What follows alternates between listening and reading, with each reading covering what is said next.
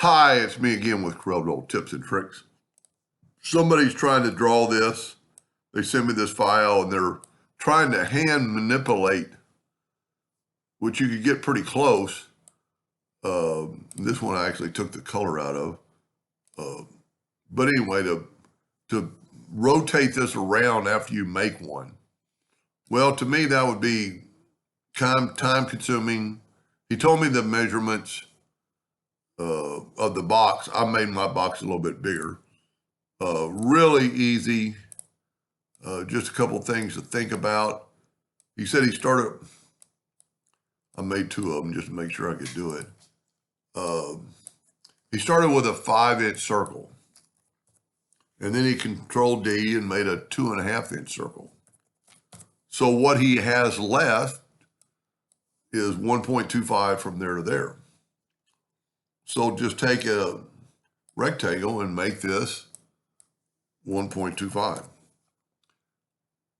And then it should snap to that quadrant. So there you already have that part. Now the other part you need to think about is how far you want the other circle. So before we do all that, what I would suggest doing, that won't matter, is let's set our nudge factor on 5 inches. And let's hit the plus key and not the, I'm not going to hit the duplicate key because if I do it now, it will keep going. So I'm going to make a square box. Now important to control G to group it and control or hit P to put it in the center of the page. I actually made a copy of it. As long as this is grouped, I'm going to hit P. Now we're going to take our rectangle, even though our top is missing now, it doesn't really matter. But I want it to that quadrant. And I'm going to go ahead and finish this one by taking my virtual segment delete key. Now, one thing he didn't tell me was the spacing. But since I'm going to call it my washers right here, I'm going to ungroup it for a second. And because we're working with 4 equal pieces, that the center of the box or center of this page is right there. So I'm going to take that one and I'm just going to hold down the shift key. I'm going to make it larger. What that's going to do is give me my space. So now I'm going to use a smart fill. Let's use a burnt orange. And we have that. Now we can take all the other washers away, that washer away, and actually the lines, and actually go through here and right-click no outline.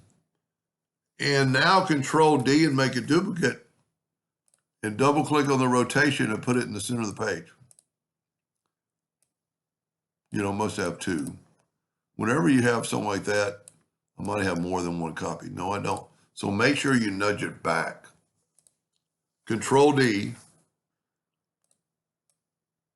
I'm pretty sure something's going on. I'm not hitting the X. Okay, there it is. Now I'm going to rotate it 90 degrees. Look at that. Control D, 180. Whoop, I got 18. 180. And then Control D, 270. Why didn't it go?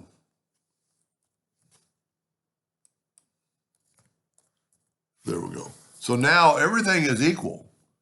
And if we look, I'm a little bit taller than his, but he can adjust that. You could have gone, instead of nudging 5, you could have nudged 4 to make I'm real curious what this is for. I've almost seen something I'd like to do with it. But anyway, that would be the way I would do it. And of course, if you need that color, all you have to do is take the smart fill. I always do this. If I was going to do this for myself, I'm going to take away all the color and add an outline. Because I don't want, when I smart fill it, sometimes I question whether the smart fill is on top of the other color. And does that cause a problem in somebody printing something? And then as always, I would take the whole thing and I could right click, no outline. So there's just a pattern there. It's a pretty cool pattern. I'll be curious to see what he's going to do with it. Anyway, I hope that helped him a little bit. Thank you for watching.